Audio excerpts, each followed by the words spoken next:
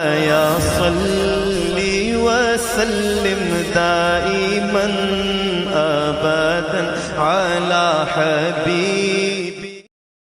اس وقت بہت سے لوگ ایسا بھی کہتے ہیں، ایک منٹ انہیں برداشت نہیں ہے مسلمانوں، لیکن یہ کیا ہے، سامنے جب کوئی چیز پائے گا تو اسے اس کا احساس ہونا ہی ہونا ہے۔ تو حضور وہ نوجوان دیکھا سیب بہتا ہوا جا رہا ہے، آگے بڑھے سیب کو کھایا، اس آسودگی ہوئی، اس کا چین ملا، آیا۔ اس کے بعد جیسے ہی سیب کھایا، چند اس کے ٹکڑے منہ میں گئے، پیٹ کے اندر گئے تو سکون ملا، فوراً دل نے ملامت کی، نوجوان تو نے کیا کیا، بہتا ہوا سیب کھا لیا۔ تو کسی اور کا، اس کا کوئی اور مالک تھا، کسی باغ کا گرا ہوا رہا ہوگا، تو نے بغیر پوچھے مالک تو نے سیب کھا لیا ہے، تو نے کیا غضب کر دیا ہے، اپنے آپ کو بہت بڑا متقی سمجھتا ہے، بہت بڑا پرہیزگار سمجھتا ہے، بہت بڑا اللہ والا سمجھتا ہے۔ دل نے ملامت کی تھی، فوراً انقلاب آیا، فوراً ذہن میں بات آتی ہے، بے شک اے نوجوان تو نے غلط کام کیا ہے، تجھے سیب نہیں کھانی تھی، تو نے بغیر پوچھے سیب کھا لیا۔ مسلمانوں یاد رکھو، اگر کوئی بھوکا ہو، اگر کوئی پریشان حال ہو، تو ایسے موقع پر جب بھوک کی شدت زیادہ ہو تو وہ کوئی چیز اگر پڑی ہوئی چیز ہے تو کھا سکتا ہے، اور اس کا جب کوئی مالک نظر نہیں آ رہا ہے، بہتا ہوا سیب جا رہا تھا تو وہ کھا سکتا ہے، لیکن مقام تصوف میں ایک اللہ والے کے نزدیک یہ بھی جرم ہوا کرتا ہے۔ اور دل نے ملامت کی تھی اور اسی کنارے چلتے ہوئے ذہن نے کہا تھا اے نوجوان چلا جا، اس لیے کہ ہو سکتا ہے کہ کوئی سیب کا درخت ہو، اس کی ٹہنیاں جھکی ہوئی ہوں اور اسی ٹہنی سے ایک سیب گرا ہو۔ چلتے چلتے کیا دیکھتے، ایک باغ ہے، اس باغ کا کچھ درخت اس طرح ہے جو دریا کے کنارے لگا ہوا ہے اور اس کی ٹہنیاں کچھ جھکی ہوئی ہیں اس دریا کی طرف، اور اس میں سیب لگے ہوئے ہیں، اور سمجھ جاتے ہیں کہ اسی درخت کا سیب ہوگا۔ جاتے ہیں، پوچھتے ہیں بھائی اس بات کا مالک کون ہے؟ معلوم میں ہوتا ہے فلاں ایک بزرگ ہیں، اور وہ بزرگ وہاں بیٹھے ہوئے ہیں کٹیا میں۔ آپ جاتے ہیں، کٹیا کے پاس پہنچتے ہیں اور کہتے ہیں، سلام کرتے ہیں، قدموں کو بوسہ لیتے ہیں، کہتے ہیں حضور مجھ سے غلطی ہو گئی۔ کہا بیٹے کیا غلطی ہو گئی، کیا بات ہے؟ کہا حضور مجھے معاف فرما دیں، مجھ سے غلطی ہو گئی ہے۔ کہا کیا غلطی ہوئی ہے بتا تو میرے بیٹے۔ کہا اے بزرگوار، آپ کے باغ کا ایک میں نے پھل کھا لیا بغیر آپ کے پوچھے ہوئے، اسی دریا دجلہ سے بہتا ہوا ایک سیب جا رہا تھا، میں آ رہا تھا، کئی دن کا بھوکا تھا، اے میرے بزرگ میں اپنے آپ کو سنبھال نہ سکا، میں نے وہ سیب کھا لیا ہے، میں اسی کے تلافی کے لیے آیا ہوں، آپ مجھے معاف کر دیں۔ بزرگ نے چہرے کو دیکھا تھا اور دیکھنے کے بعد ان کے اس ہولیے کو پڑھنے کے بعد، چہرے کی تابانی پڑھنے کے بعد سمجھ گئے تھے کوئی نوجوان ایسا ویسا نوجوان نہیں ہے، یہ نوجوان کوئی ایسا معمولی انسان نہیں ہے، یہ کوئی نہ کوئی ایسے اللہ کا مقرب بندہ ہے جو اپنے اس گناہ کی تلافی کے لیے میرے پاس آیا ہے۔ اے مسلمانوں، آج کا دور ہوتا تو آج کے دور میں اگر کوئی کہتا 2 گھنٹہ آپ میرے پاس رہیے، میرے باپ کی رکھوالی کیجیے تو بھاگ آتا۔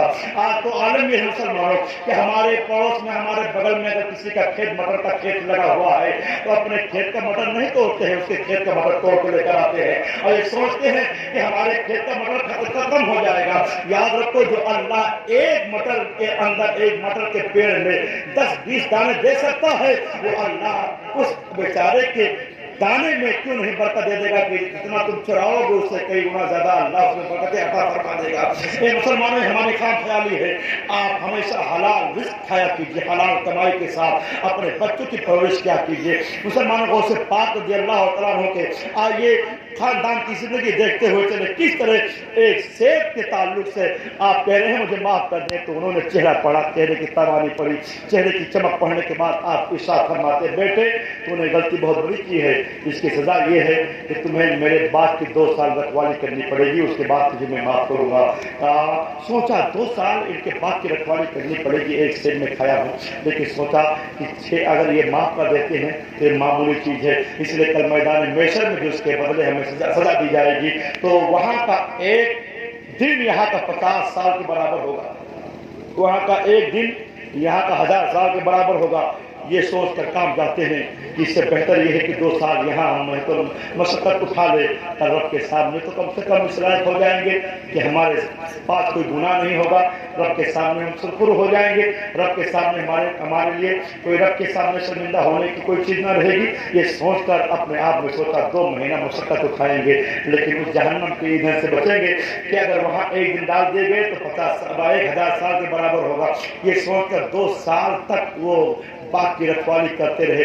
उसके बाद फिर जब 2 साल मुकम्मल हो गए आए और कहा हुजूर मुझे माफ़ फरमाएं, अब मुझे मैं 2 साल मुकम्मल कर लिए। आपने फिर चेहरा देखा और चेहरा देखने के बाद आप मुस्कुराए, कहा बेटे अभी 1 साल और बाप की रखवाली करनी पड़ेगी। कहा हुजूर आपने कहा था, आपने फरमाया हाँ लेकिन गलती बहुत बड़ी तूने की है, 1 साल तुझे और रहना पड़ेगा, बाप की रखवाली करनी पड़ेगी। कहा हुजूर माफ़ कर देंगे ना? कहा हाँ माफ़ कर दूंगा। ऐसे मौके पर आप सोचे थे कि ए नौजवान याद रख, ये चंद दिन की मशक्कत है लेकिन कल तू जहन्नम के आग से आज़ाद हो जाएगा। कल तुझे जहन्नम के आग में नहीं डाला जाएगा। अगर तुझे एक दिन के लिए भी डाला गया तो याद रख तेरे लिए कितनी मुसीबत, कितनी परेशानी होगी। कई हजार साल के बराबर यहाँ का वहाँ का एक दिन होगा। इसलिए आज यहाँ रब को राज़ी कर दे, आज यही रब करीम की बारगाह में अपने आप को इस तरह पेश कर दे कि अंतरे के दास से अल्लाह राज़ी हो जाए। आपने कहा ए मेरे बुजुर्गों, मैं आपके लिए ठीक है आपके बात का 1 साल आपकी बात की और रखवाली करूँगा।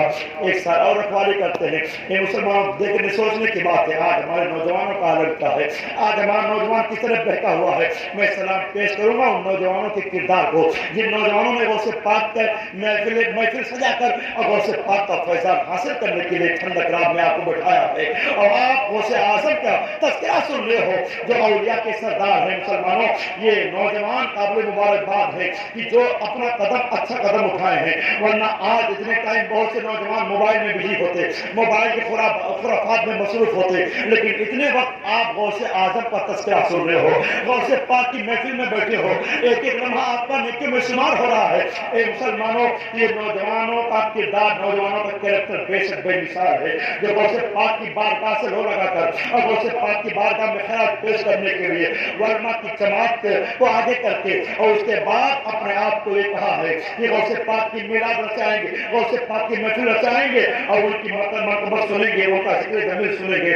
यकीन कामिल है मुसलमानों, ये नौजवान, ये बच्चे ही सही, लेकिन जब गौसे आज़म के अजमतों के साए में इनकी जिंदगी गुजरेगी तो इंशाअल्लाह बेमिसाल नौजवान होंगे। बेमिसाल नौजवान बनकर ये अच्छे कैरेक्टर के साथ कहीं भी रहेंगे तो जहाँ अपने घर का नाम रोशन करेंगे वहीं अपने गाँव का भी नाम रोशन करेंगे। मुसलमानों, नौजवान कहा ठीक है 1 साल और हम आपके बाप की रखवाली करेंगे। 1 साल और बाप की रखवाली करते हैं। उसके बाद फिर पहुंचते हैं, कहा हुजूर मुझे माफ फरमाइए। कहा बेटे माफ तो कर दूंगा लेकिन एक शर्त और भी है। कहा कौन सी शर्त है बताइए तो सही। कहा शर्त यह है कि मेरे पास एक बेटी है, मेरे पास एक ऐसी बच्ची है जो लूली लंगड़ी अंधी बहरी है, आँख की अंधी है, हाथ की लूली है, पैर की लंगड़ी है और वो सही मानों में कुछ देख भी नहीं सकती है, कुछ कह भी नहीं सकती है, कुछ सुन भी नहीं सकती है, वो लूली लंगड़ी है और उसके साथ जो शादी करनी पड़ेगी। नौजवान ने सुना वो तमन्नाएं, आरज़ू, वो अरमान दिल में कि एक ऐसी खातून हमारी बीवी बनेगी जो हमारे दोस्तवा में माऊं मददगार होगी।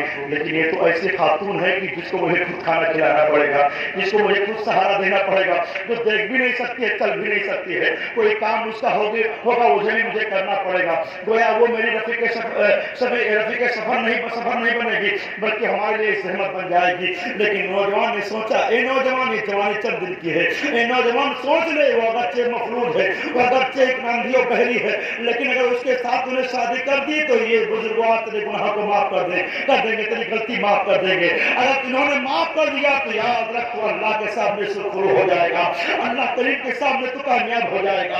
कल तेरे पास कोई नेकी कोई गुनाह नहीं रहेगा। ये सोचकर एक लम्हे के लिए पूरी जिंदगी का खाका जहन में आता है कि मेरे जिंदगी के साथ जुड़ी हुई खातून होगी, ये मेरी शरीक हयात होगी और उसके बाद ये मेरे घर में रहेगी और उसके बाद उसका आलम यह है कि ये हाथ पैर लूली लंगड़ी अंधी बहरी सब कुछ है, कैसे मैं जिंदगी गुजारूंगा। लेकिन एक झटके में अपने फैसले को, अपने दुनियावी नजरियात को बदला था और कहा था ए नौजवान सोच ले, याद रख ये चंद दिन की जो ऐसो की जिंदगी है, नौजवान की जिंदगी है, ये चंद दिन की जिंदगी है और यहाँ अगर तूने अगर ये चीज अगर ना अपनाया और बुजुर्गवार की बात ना मानी तो कल मैदान मैशर में तू रुसवा हो जाएगा। अगर कामयाब होना चाहता है तो इनकी शर्त मान ले, इनकी बात मान ले। ए मुसलमानों, एक लम्हे के लिए ठहर जाइए और उसके बाद अपने जवानी का जायजा लीजिए, अपने बेटे की शादी का अंदाज देखिए। आप भी जाते हो तो आप खूबसूरत बच्ची भी देखते हो, दौलतमंद भी देखते हो, सरमायादार भी देखते हो, जिम्मेदार भी देखते हो।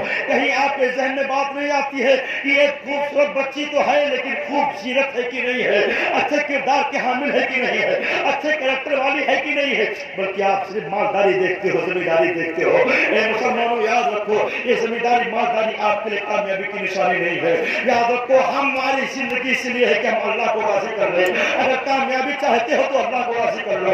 अगर तुम्हें चाहते हो कि दुनिया में हम सुरखरू रहे, कल मैदान महशर में सुरखरू रहे, तो ऐसे मौके पर तुम्हें अल्लाह को राजी करना होगा। वो नौजवान अल्लाह की रजा के लिए हर एक शर्त को मानने के लिए तैयार हो जाता है और उसके बाद कहते हैं नौजवान, ए बुजुर्गवार, अगर आपकी शर्त है और आप मुझे माफ कर देंगे तो ये भी मुझे कबूल है। हम अपनी जिंदगी को समझ लेंगे, हम इसकी जिंदगी भर खिदमत करते रहेंगे, हम इसको खिलाते रहेंगे, हम अगरचे कहीं नहीं जाएंगे, लेकिन याद रखिए बुजुर्गवार, ये आप जो मुझसे गलती हुई है उसकी तलाफी के लिए अगर आप ये शर्त रख रहे हो तो उसके लिए हम राजी हैं, हम शादी के लिए राजी हैं। ए मुसलमानों, ऐसे मौके पर वो नौजवान उससे रिश्ता करने जा रहा है, वो सही मानों में शरीक हयात न बनकर बल्कि उसके लिए जहमत बनने जा रही है। वो मफलूज है, वो हाथ पैर के लूली लंगड़ी है, बंदी बहरी है। अब वो नौजवान तैयार होता है, इधर वे बुजुर्ग खुश होते हैं और उसके बाद दोनों का उर्द फरमाते हैं।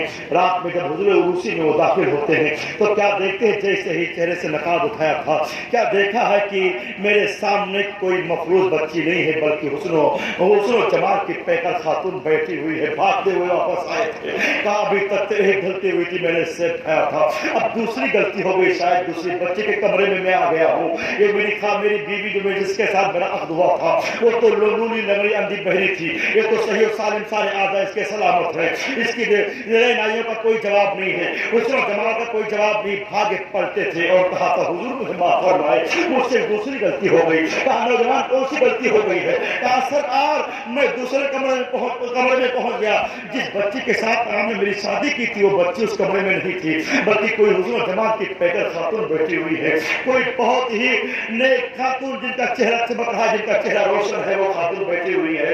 मुस्कुराते हुए बुजुर्ग ने कहा था नौजवान तेरी बेटी वही तो है, तेरी शरीक हयात वही तो है। कहा हुजूर लेकिन आपने तो कहा था कि वो बच्ची मेरी लूली और लंगड़ी अंधी बहरी है, लेकिन उसके सारे आजा सलामत है। तो बुजुर्ग ने कहा था मेरे बेटे में अपनी बच्ची को इसलिए सवारा हूँ कि सही मानों में मेरी बेटी लंगड़ी इसलिए है कि कभी उसने गलत इरादे से अपने कदम को आगे नहीं बढ़ाया है, वो लूली इसलिए है कि गलत काम के लिए कभी उसने अपने हाथ को नहीं बढ़ाया है, वो अंधी इसलिए है कि कभी अपनी गलत निगाह कभी उसने किसी पर डाली नहीं और किसी को देखा नहीं है, इसलिए वो अंधी है। और बहरी इसलिए है कि उसने कोई गलत चीज सुनी नहीं है, और वो गूंगी इसलिए है कि कोई गलत जबान उसने अपने जबान से अदा नहीं की है, इसलिए वो गूंगी है, बहरी है, अंधी है। ए मेरे नौजवान, तू उसका शोहर है, तेरी बीवी है, वो मेरी बच्ची है। मैंने तुझे जो 3 साल अपने बाप की रखवाली के लिए रखा था, तुम्हें अपनी बच्ची नेक सिर्फ बच्ची के लिए ऐसा शोहर ढूंढ रहा था, ऐसा नौजवान ढूंढ रहा था कि जो मेरे बच्ची की खूबसूरती के साथ खूबसूरती का कदर करने वाला हो, और मेरी बच्ची जो तकवा तहरत की पाबंद है, पाकसाह है, वो तकवा तहरत की पाबंद है, जो अपने आप में पाकसाही की बेमिसाल किरदार लिए हुए है। मेरे बच्ची के लायक कोई बच्चा नेक मिल जाए। मैं इसी गौर फिक्र में था, एक दिन तू आया मेरे लिए, और जब तूने सेठ के ताल्लुक से बात की थी तो मैंने सोचा मामूली चीज के लिए ये नौजवान यहाँ तक आया है। मैंने तेरे चेहरे की चमक को कहा था और मैंने सोचा था कि 2 साल इसकी आजमाइश करे, ये मेरी बच्ची के लायक है कि नहीं है। कहीं ऐसा तो नहीं कि सिर्फ चेहरे पे इसने चमक बना ली हो और इसका दिल काला हो। इसलिए मैंने तेरे सुबह शाम 2 साल देखे, मजीद इत्मीनान के लिए मैंने 1 साल तुझे और रखा, और उसके बाद मैंने देखा जैसे तेरे सुबह शाम तेरा सुबह है वैसे तेरा शाम है, वैसे तेरी खलवत है, तेरी चलवत है। हर मौके पर तू अल्लाह को याद कर रहा है, अल्लाह की किबरियाई बयान कर रहा है। ए नौजवान, याद रख मेरी बच्ची है जिसके साथ मैं तेरा अहद किया है, ये मेरी बच्ची प्रोपासा बच्ची है, जिसकी तरबियत मैंने खुद की है, जिसकी तरबियत के लिए मैंने सुबह शाम मैं कर दिया है। मेरी बच्ची अपने किरदार में बेमिसाल है। अब मुझे नाज है कि मेरा दामाद भी अपने किरदार में बेमिसाल है। मुसलमानों, दोनों की शादी होती है और उसके बाद उनके घर में बच्चा पैदा होता है। उनसे पहले एक बच्चा अब्दुल्ला नाम के पैदा होते हैं, जब दूसरा बच्चा पैदा होता है तो उसका नाम अब्दुल कादिर रखा जाता है। ये 2 नौजवान है, ये गौसे पाक के वालिद है, और ये जो खातून है गौसे पाक की माँ फातिमा, वो तो जब्बार है जिनके किरदार का कोई जवाब नहीं है, नौजवान के किरदार का कोई जवाब नहीं है।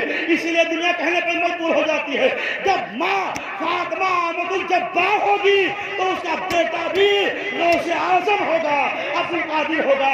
जब माँ नेक होगी तो اس کا بیٹا بھی مینوکین ہوگا. جب ماں نیک ہوگی تو اس کا بیٹا بھی مخدوم پاک ہوگا. جب ماں نیک ہوگی تو اس کا بیٹا نظام الدین ہوگا. جب ماں نیک ہوگی تو اس کا بیٹا قطب الدین ہوگا. جب ماں نیک ہوگی تو اس کا بیٹا وارث پاک ہوگا. جب ماں نیک ہوگی تو اس کا بیٹا امام احمد رضا ہوگا. جب ماں نیک ہوگی تو اس کا بیٹا علایہ ہوگا. جب ماں نیک ہوگی تو اس کا بیٹا تاج الشریعہ ہوگا. جب ماں نیک ہوگی تو اس کا بیٹا تاج الشریعہ ہوگا. اے مسلمانوں، اسی لیے کہا جاتا ہے غلطی بیٹا کرتا ہے لیکن لوگ کہتے ہیں کیسا لڑکا ہے، کیسے اس کے ماں باپ ہیں، فلاں کا بیٹا شرابی ہے، فلاں کا بیٹا جواری ہے، فلاں کا بیٹا بد کردار ہے.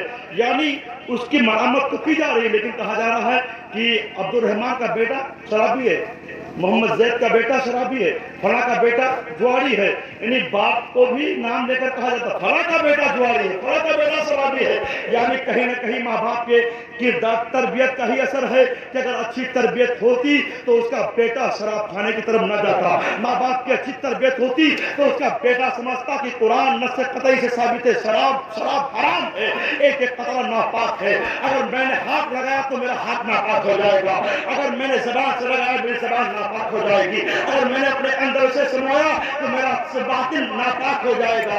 اس لیے اس ناپاک کے قریب نہ جائے. تو بیٹا جب بیٹے کی اچھی تربیت ہوگی تو ایسے موقع پر اس کا بیٹا شرابی نہیں ہوگا. جب بیٹے کی اچھی تربیت ہوگی اس کا بیٹا جواری نہیں ہوگا. جب ماں باپ نیک ہوں گے تو ان کا بیٹا ماں باپ کا غدار نہیں ہوگا، ماں باپ کا وفادار ہوگا. تو مانو حضور غوث پاک رضی اللہ تعالیٰ عنہ کی زندگی مختصر لفظوں میں، اس لیے کہ ٹائم زیادہ ہو رہا ہے اور میں نے سوچا تھا کہ اپنی بات ہم سمیٹ کر جلدی ختم کریں گے لیکن بات بڑھتی گئی. غوث پاک کا ایک واقعہ پیش کریں گے، اپنی بات ختم کریں گے، اس لیے کہ غوث پاک کے واقعات اس طرح ہیں کہ اگر ہم بیان کرتے رہیں تو ٹائم زیادہ ہو جائے گا. آئیے دیکھیے بغداد کی گلیاں ہیں، اسی بغداد کی گلی میں غوث اعظم کی ایک شہرت ہے، ایک مقام ہے. ولایت تاجدار ولایت کی عظمتیں چمک رہی ہیں. ہر ایک ولی اب آپ کی عظمتوں کو تسلیم کر رہا ہے، آپ کے قدم ناز کو اپنے گردن پر لے رہا ہے. ایسے موقع پر ایک گویا گزر رہا ہے، گویا گانے والا. آج عالم یہ ہے کہ ہمارا نوجوان بھائی نعت رسول نہیں یاد ہے. میں کہوں کہ اس میں سے کوئی گانا لگائے تو اکثر لوگ شرم کے مارے بیٹھ جائیں گے، لیکن اگر شادی بیاہ کا موقع ہو ناچنے لگتے ہیں تو میں نہیں دیکھتے کہ دیکھنے والے کیا کہیں گے. ہمارا نوجوان بھائی گانا گاتے ہوئے چلا جاتا ہے، اس سے احساس نہیں ہوتا کہ ہم جو کلمہ پڑھ کر ادا کرتے جا رہے ہیں، ہم جو بات کرتے جا رہے ہیں، جو گانا گاتے جا رہے ہیں، یہ ہمارے ایک ایک لفظ پہ اللہ ہمیں گناہ عطا کرے گا. ایسے موقع پر یہ ہمارا نوجوان بھائی اگر اسی موبائل میں نعت رسول سنتا رہے، یقین کامل ہے کہ اسے دو چار کڑی یاد آ جائے گی اور جب بھی موقع ملے گا تو پڑھتا رہے گا. سب سے اعلیٰ و اعلیٰ ہمارا نبی، سب سے بالا و اعلیٰ ہمارا نبی، سارے اچھوں میں اچھا سمجھے جسے ہے اس اچھے سے اچھا ہمارا نبی. جب بھی اسے موقع ملے گا نبی پہ درود و سلام پڑھتا رہے گا اور کہتا جائے گا مصطفیٰ یار رحمت پہ لاکھوں سلام، شب بزم ہدایت پہ لاکھوں سلام، شہر یار ارم تاجدار حرم نوبہار صفات پہ لاکھوں سلام. جب بھی اسے موقع ملے گا اللہ کی کبریائی بیان کرتا رہے گا. لیکن اے مسلمانوں، ہمارے لیے اب اس کے لیے وقت نہیں ہے. ہمارے لیے اب ہم یہ سوچتے ہیں کہ VIP ہم اس وقت ہوں گے جب ہم اچھا 3 پیس پہن لیں گے. VIP اس وقت ہوں گے جب شادی میں ہم 1 گھنٹہ ناچیں گے تو لوگ ہمیں VIP کہیں گے، VIP کلچر والا کہیں گے. ارے بمبئی رہتے ہیں لوگ، ارے ناچے تھے رات بھر کہ پوری رات وہ لوگ سوئے نہیں. ارے بھائی بمبئی رہتے ہیں، بڑے لوگ ہیں، اس لیے ناچنا گانا ان کے لیے. اب وہ لوگ کیا سمجھتے ہیں؟ یہ دیہاتی لوگ ہیں، یہ لوگ دکیانوسی لوگ ہیں جو نئی سوسائٹی میں کہیں سیٹ نہیں ہو پا رہے ہیں اور یہ ابھی کلچر دیکھے نہیں، VIP کلچر نہیں دیکھے. ہم کہیں گے او نادان، تیرا VIP کلچر جہنمی والا تجھے مبارک ہو، ہمیں دیہاتی کلچر جنتی والا ہمیں مبارک ہو. غوث پاک کے غلامی والا کلچر سوسائٹی ہمیں مبارک ہو. ارے ہم ایسے محل کو پھونک دیں گے جس محل میں رات کے وقت ناچنے گانے کی آواز آئے اور اس کٹیا کے ایک ایک دل کو سلام کریں گے جس کٹیا سے نعت رسول کی آواز آئے، تلاوت قرآن کی آواز آئے. ہمارا تو وہ یقین ہے مسلمانوں، ہم تو ایسے کے ماننے والے ہیں کہ ہم اس کٹیا کو سلام کریں گے جس کٹیا میں تلاوت قرآن کی آواز آئے، اور ایسے محل پہ تھوکیں گے بھی نہیں جس محل کی میں تکبر اور ساتھ ہی ساتھ ظلم و بربریت کی بدبو آئے. ایسے مکان کی طرف تھوکیں گے بھی نہیں. مسلمانوں کتنے نصیبے کی بات ہے. ایک اللہ والے علاوہ شاہ معمولی زندگی گزارے ہوں گے.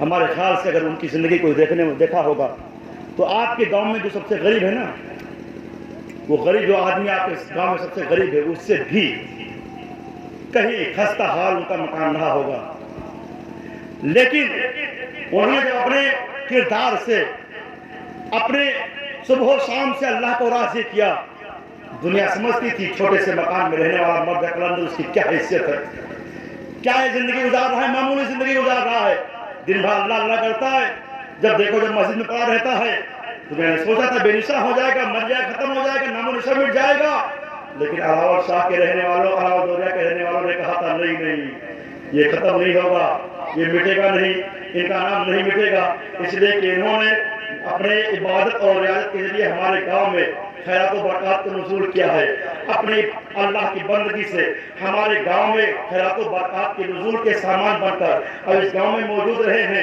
اب یہ ان کو ہم ایسے فراموش نہیں کریں گے، بلکہ اب ان کو ہم جواب دیں گے، جو ان کو بے داد کہتے ہیں، بے نشاں کہتے ہیں، کہیں گے بے نشانوں کے نشاں مٹتے نہیں، مٹتے نام ہو ہی جائے گا۔ اب اس بے نشاں کا عالم یہ ہے کہ جب تک اراول دوریا گاؤں موجود رہے گا، اراول شاہ کے عظمتوں کو لوگ سلام کرتے رہیں گے، اب اس کے نام کو کوئی بدلے گا نہیں، قیامت تک جب تک اراول شاہ کے لوگ یہاں موجود رہیں گے۔ جب بھی اس گاؤں کے نام کو بدلنے کی بات آئے گی تو گاؤں کا بچہ کہے گا ارے اپنی جان دینا گوارا ہے، اراول شاہ سے اپنے رشتے کو توڑنا گوارا نہیں ہے۔ اور جب تک اس زندگی کے ساتھ آپ زندہ رہو گے، اراول شاہ کا فیضان پاتے رہو گے۔ اے مسلمانوں، تو غوث پاک رضی اللہ تعالیٰ عنہ کے گلی میں ایک شہرت غوث پاک کی گلی میں گانے والا ہے، گویا ہے، اور لوگوں نے شکایت کی حضور فلاں آدمی اتنا اچھا گاتا ہے بجائے دنیاوی اعتبار سے، اس کی آواز اتنی سریلی ہے کہ اس کی آواز کے کئی دیوانے ہو گئے، نوجوان طبقہ بہتا جا رہا ہے، سرکار کرم فرمائے ورنہ ایک تو گمراہ ہو جائے گے۔ حضور غوث پاک کا ایک دن دوسر گلی سے ہو رہا تھا، اور ایسے موقع پر حضور غوث پاک رضی اللہ تعالیٰ عنہ سے لوگوں نے بتایا حضور یہی گویا ہے، گانے والا ہے۔ حضور غوث پاک نے اس کو بلایا اپنے پاس، ادھر آ، آپ نے سمجھایا، آپ نے اس کو طرح کے طریقے سے سمجھا کر کیسے بھی مطمئن کرنا چاہا، اور یہ سوچا کہ لا اسے توبہ کرا دیں، لیکن وہ مانا نہیں، اور اس کے بعد غوث پاک کا مخالف ہو گیا، یہاں تک کہ گستاخی کرنے لگا، غوث پاک کی جہاں بھی بیٹھتا غوث پاک کی مخالفت کرتا، یہاں تک کہ اب اس کے صبح و شام کسی محفل میں بیٹھتا تو غوث پاک کی مخالفت شروع کر دیتا۔ یہ مسلمان عمومی طور پر دیکھا گیا ہے، اکثر دیکھا گیا جو عالم مولوی آپ کی اصلاح کرتا ہے، وہ آدمی جس کے اندر وہ کمی ہوتی ہے بجائے اصلاح کرنے کے اس مولوی کا دشمن ہو جاتا ہے۔ مولوی کا قصور ہے کیا مسلمانوں؟ اس مولوی کا قصور یہی ہے کہ اس نے تجھ کو اچھی بات بتائی تھی، اس کے بعد آپ اس کے دشمن ہو گئے۔ کیا اچھی بات بتانا یہ غلط ہے؟ کیا اچھی بات بتانا آپ کے لیے یہ خراب چیز ہے کہ آپ تباہ و برباد ہو جاؤ گے؟ نہیں، بلکہ اس نے آپ کی زندگی سنورنے کی ترکیب بتائی تھی، اس نے آپ کی اصلاح کرنی چاہیے تھی تاکہ آپ کا قدم جو جہنم کی طرف بڑھ رہا ہے وہ اس سے رک جائے، جنت کی طرف آپ کا قدم بڑھ جائے۔ اس نے جنت کا راستہ بتایا ہے لیکن آپ اس کے مخالف ہو گئے ہو، آپ صبح و شام اس کی مخالفت کر رہے ہو۔ آج اسی ادارہ حبیب اللہ کی مثال لے لیجیے، آپ بہت سے لوگ ہیں جو اس ادارے کے جو بھی اساتذہ ہیں ان کی تعریف کرتے ہیں، ادارے کی تعریف کرتے ہیں، لیکن اسی علاقے میں بہت سے لوگ ہیں جو اس کی مخالفت کرتے ہیں۔ تو کبھی مخالفت سے گھبرانا نہیں چاہیے، اس لیے کہ مخالفت تو ہی لوگ کریں گے، انہیں کچھ کرنا نہیں ہے۔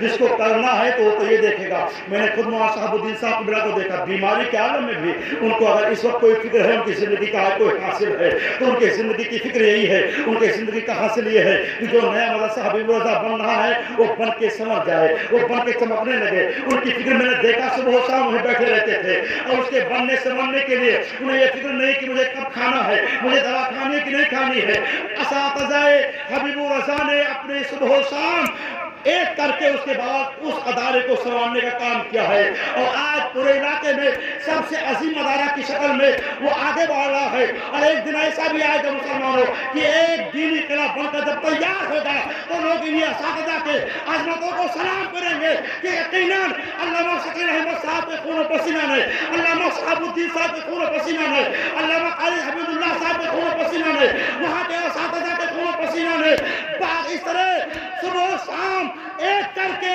اور اس کو پروان چڑھایا ہے کہ آج دین کی قلعہ کی شکل میں دعوت نظارہ دے رہا ہے۔ اے مسلمانوں، لوگ اس وقت ان کے کردار کو سلام کرنے کے لیے مجبور ہو جائیں گے۔ وہی لوگ جو مخالفت کر رہے ہیں وہی لوگ تعریف کرتے تھکے ہی نہیں۔ مسلمانوں کو کوئی بھی کام اپنا مشن ہے وہ مشن غوث اعظم نے جو عام کیا ہے کرتے رہنا چاہیے. حضور غوث پاک نے سمجھایا, مخالفت شروع کر دی, اس نے بات بڑھتی گئی, مخالفت کرتا رہا یہاں تک کہ اس کی مخالفت اس طرح بڑھتی ہے کہ اب غوث پاک کے لیے صبح و شام کہیں بھی کسی محفل میں جب بھی موقع ملتا ہے وہ مخالفت کرنے لگتا ہے. لوگوں نے شکایت کی حضور جس کو ہم نے سمجھایا تھا نا گویا, وہ گویا آپ کی مخالفت کر رہا ہے, وہ جس محفل میں پڑھتا ہے آپ کو الٹا سیدھا کہنا شروع کر دیتا ہے. حضور غوث پاک مسکرا دیتے اور اس کے بعد بات کر دیتے. وہ گزرتا رہا. آواز ہمیشہ رہنے والی چیز نہیں مسلمانوں کی, آواز ہمیشہ رہنے والی چیز نہیں ہے. نبی مولوی شاہنواز صاحب پڑھ رہے تھے, کوئی ضروری نہیں ہے یہ 20 سال بعد ان کی آواز ایسے ہی رہے. آپ دیکھو, آپ نے وہ پڑھے, آپ سنیں, محجوز ہوئے, ابھی بہت سے طالب علم پڑھے, گلاب خانی کی منقبت خانی کی, آپ گھومے, آواز اچھی تھی. اور یہ بھی اللہ کی ایک نعمت ہے, اس نعمت کی قدر کرنی چاہیے. یہ جو آواز ملی ہے نا, اس آواز کو آپ غلط چیز میں نہ استعمال کیجیے. نعت رسول پڑھتے رہیے, منقبت غوث اعظم پڑھتے رہیے. میرا یقین کامل ہے عمر تو آپ کی ڈھلتی رہے گی, آواز آپ کی کبھی نہیں ڈھلے گی, آپ کی آواز میں وہی تازگی رہے گی. تو وہ آدمی گانے والا وقت برابر نہیں ہوتا. جب اس کی عمر ڈھلنے لگی نا تو اس کی آواز شکستہ ہونے لگی, ٹوٹنے لگی, سانس اکھڑنے لگی. اب وہ سریلی آواز میں گا نہیں پا رہا ہے. اب لوگ جو اس کے دیوانے تھے نا, جو اس کے فین تھے, جو اس کے فالوور تھے, اب وہ سب کم ہونے لگے, اس کے ہٹنے لگے, سب نوجوان اس سے کرنے لگے. اب اس کی کمائی بھی کم ہونے لگی, پریشان رہنے لگا, یہاں تک کہ اس کی آواز اور ساتھ چھوڑنے لگی. بڑھاپا آ گیا, بڑھاپے میں چلنا پھرنا مشکل ہو گیا, پروگرام سب بند ہو گئے. کہیں گاتا کوئی کہتا تو کچھ بس 2-4 لوگ سننے والے ہوتے. حالت یہ ہو گئی کہ اب وہ اور کمزور ہوتا چلا گیا, اپنے بستر پہ لیٹا ہوا. اب وہ اپنے آخری دن, اپنے آخری ایام کے دن گزار رہا ہے, اور ساتھ ہی ساتھ اب اسے کوئی پوچھنے والا نہیں ہے. پریشانی کے عالم میں اس کی زندگی گزر رہی ہے. ایک وقت ایسا بھی آتا ہے کہ سوچا میرا بڑا نام تھا, میری بڑی شہرت تھی, میرے بڑے فالوور تھے, بڑے چاہنے والے تھے, اب کوئی پوچھنے والا نہیں. اس ذلت کی زندگی سے بہتر یہ ہے کہ اس آبادی سے کہیں باہر چلے جائیں اور باہر جا کر وہیں اپنی زندگی کے اوقات گزارے. یہ سوچ کر وہ آبادی کے باہر گیا, لیکن اب اس کی مشکلیں بڑھتی ہی گئی. یہاں تک کہ ایک وقت ایسا بھی آ جاتا ہے کہ اس کے لیے کھانے کے لالے پڑ گئے ہیں, کھانے کے لیے گھر میں غلہ نہیں ہے, کھانے کے لیے کھانا نہیں ہے گھر میں. اب کئی فاقے ہو رہے ہیں, کبھی 2-4 دن میں کھانا مل جاتا کھا لیتا ہے. اب اس کے ہاتھوں پیر بھی جواب دیتے نظر آ رہے ہیں. اب اس کی آواز شکستہ تو ہو ہی گئی ہے, خراب ہو ہی گئی ہے. اب اس کا پاکہ بنا بھی کمزور ہو گیا ہے, اب کہیں کوئی کام بھی نہیں کر سکتا. اس عالم میں مایوس ہو گیا ہے. اب صبح و شام رب کی بارگاہ میں توبہ استغفار کرنا چاہتا ہے, لیکن پھر سوچتا ہے لاؤ جاؤں اور کسی چوراہے پہ گاؤں, یہ سوچ کر پھر وہ کوشش کرتا ہے, جاتا ہے, لیکن پھر اس کی آواز شکستہ آواز اسے تھکا دیتی ہے, پھر آتا ہے. اب اس مایوسی کے عالم میں اس کے آنکھوں میں آنسو ہیں اور صبح و شام رو رہا ہے. غوث پاک تک یہ بات پہنچتی ہے کہ اے میرے شہنشاہ بغداد, میرے آقا جو آپ کی بدگوئی کرتا تھا, جو آپ کی ہدوگوئی کرتا تھا, جو آپ کی توہین کیا کرتا تھا, جو آپ کی برائی کیا کرتا تھا, اس کے دن اس طرح ہو گئے ہیں کہ شہنشاہ بغداد اب وہ مشکل سے چند کہیں 2-4 دن کھاتے کے بعد کہیں کھانا پاتا ہے. اس کے بدن کمزور ہو گئے, کھانے کے لالے پڑ گئے ہیں, بڑی پریشانی کی زندگی گزار رہا ہے. اے شہنشاہ بغداد خوب پایا اپنے کرنے کے. شہنشاہ بغداد طرف جاتے ہیں مسلمانوں, اس لیے کہ جو بھی آل رسول ہیں, جو بھی نبی کے خاندان والے ہیں, چاہے جیسا کیوں نہ ہو, لیکن جب کسی کی غربت کو سنتے ہیں نا تو طرف جاتے ہیں. شہنشاہ بغداد نے اپنے خادم کو 200 دینار دیا تھا اور کہا تھا میرے خادم جاؤ اور جا کر اس پریشان حال گویے کو دے آؤ, اور اس سے نہ بتانا کہ عبد القادر نے دیا ہے اس لیے کہ وہ میری برائی کرتا تھا, مجھ سے نفرت کرتا تھا. کہیں ایسا نہ ہو کہ وہ میرا نام سنے تو وہ پیسہ واپس کر دے اپنی پریشانی کے عالم میں. کہیں ایسا نہ ہو کہ وہ سوچے کہ ہم ان کی زندگی میں برائی کرتے تھے اور ان کا نام جب میرا نام لے جائے گا تو ہو سکتا ہے کہ میری برائی کی بنیاد پر وہ پیسہ نہ لے. یہ سوچ کر غوث پاک نے فرمایا تھا اپنے خادم سے, خادم لے جاؤ لیکن میرا نام نہ بتانا. جا کر وہ خادم اور گویے کو دیتا ہے, یہ 200 دینار میرے مالک نے دیا ہے, یہ 200 دینار لے لے, تو میرے مالک نے تجھے دیا ہے, تیرے حال پر ان کو ترس آ گیا ہے. تو اس نے کہا یہ بتاؤ کہ تمہارا مالک کون کون ہے؟ اس نے کہا میرے مالک نے کہا ہے کہ میرا نام نہ بتانا. کہا نہیں بتاؤ, مجھے ان کے پاس لے کر چلو, اس لیے کہ وہ جو میرے فالوور تھے, میرے چہنے والے تھے, میرے دیوانے تھے, میری آواز کے متوالے تھے, میری ایک آواز پہ ہزاروں کا مجمع لگ جاتا تھا. وہ سارے لوگ میرا ساتھ چھوڑ دیے. اس موقع پر جب پریشانی کے عالم میں اپنے زندگی کے دن گزرے دن رہا ہوں, اس پریشانی کے عالم میں جب کوئی مجھے پوچھ نہیں رہا ہے, میری خیریت کوئی لے نہیں رہا ہے, میری کمزوری پہ کوئی ترس نہیں کھا رہا ہے, تو کون ایسا ہے جو میرے اس حالت زار پہ ترس کھایا ہے, رحم کھایا ہے؟ تو کہا میرے مالک نے کہا ہے کہ میرا نام نہ بتانا. کہا نہیں نام بتاؤ, مجھے ان کے پاس لے کر چلو, میں وہ چہرہ دیکھنا چاہتا ہوں, میں اپنے اس محسن کے چہرے کو دیکھنا چاہتا ہوں کہ اس پریشانی کے عالم میں اس محسن نے میرے اوپر کرم کیا ہے اور میرے اوپر ترس کھایا ہے. کہا مجھے لے کر چلو, میں ان کی بارگاہ میں چلنا چاہتا ہوں. کہا نہیں میرے مالک نے اپنا نام کہا نہ بتانا میرا نام. کہا نہیں, میں آنے والا قاصد تجھے بتانا پڑے گا کہ کس نے میرے اوپر رحم کھایا ہے. اس نے کہا نہیں, میرے مالک نے مجھے منع فرمایا ہے. تو اس گویے نے کہا تھا او قاصد رک جا, او آنے والا خادم رک جا, مجھے معلوم ہو گیا کہ میرے اس حالت جار پہ کون رحم کھایا ہے. کہا بتا کون رحم کھایا ہے؟ کہا جس کی میں زندگی بھر برائی کرتا تھا. مجھے معلوم ہے کہ فاطمی گلشن کے مہکتے ہوئے پھول عبد القادر نے میری مدد کی ہے, عبد القادر نے میری مدد کی ہے. میرے اوپر اگر کوئی رحم کھایا ہے تو عبد القادر رحم کھائے ہیں. اس لیے کہ فاطمہ زہرا کے خاندان کی شان یہی ہے کہ ان کا کیسا بھی کوئی نہ فرما بردار کیوں نہ ہو, لیکن جب وہ پریشان ہوتا ہے تو ان کا دل رونے لگتا ہے. مجھے سہارا دو, میں چلوں گا اور غوث پاک کی بارگاہ میں چل کر اسے معافی مانگوں گا. خادم نے سہارا دیا تھا, غوث پاک کی بارگاہ میں گویا پہنچا تھا اور جا کر کہا تھا اے شہنشاہ بغداد, جیسے اس موقع پر جو میری حالت زار بنی ہوئی ہے, میرے بہت چاہنے والے تھے, سب نے ساتھ چھوڑ دیا ہے, میں زندگی بھر آپ کی برائی کرتا تھا. اے شہنشاہ بغداد, ایسے موقع پر جو میری آپ نے مدد کی ہے, یقیناً کوئی مجھے پوچھتا نہیں. اگر میں کسی کی برائی کرتا تو میری مصیبتوں میں اور اضافہ کرتا, میری پریشانی کے لیے کوئی اور اسباب پیدا کرتا, لیکن میں اس پریشانی کے عالم میں آپ نے میری مدد کی ہے. مجھے معلوم ہے شہنشاہ بغداد, آپ اس گھر کی شان ہو, آپ اس گھر کی جان ہو, آپ اس خاندان کی آن ہو جس خاندان کا ہر کی دار بے مثال ہے. اس لیے مجھے معلوم ہے کہ آل رسول کی شان کیا ہے, فاطمہ زہرا کے اولاد کی شان کیا ہے. کل بھی ان کی شان تھی, آج بھی ان کی شان ہے. کھانا کھاتے ہیں, اوروں کو کھلا دیتے ہیں, کھانا کھاتے ہیں, اوروں کو کھلا دیتے ہیں. کتنے صابر ہیں محمد کے گھرانے والے, کتنے صابر ہیں محمد کے گھرانے والے. مسلمانوں, یہ شہنشاہ بغداد ہیں. آپ نے اٹھایا تھا, سینے سے لگایا تھا, توبہ کرایا تھا, اور اس کے بعد اس نے قدموں کو چوم کر غوث پاک کا غلامی کا پتہ اپنے گردن میں ڈالا تھا اور کہا تھا اے شہنشاہ بغداد, زبان حال سے تجھ سے در سے سگ سے ہے مجھ کو نسبت, میری گردن میں ہے دور کا ڈورا تیرا, تیری سرکار میں لاتا ہے رضا اس کو شفیع جو میرا دوست ہے اور لاڈلا بیٹا تیرا. اللہ کریم کی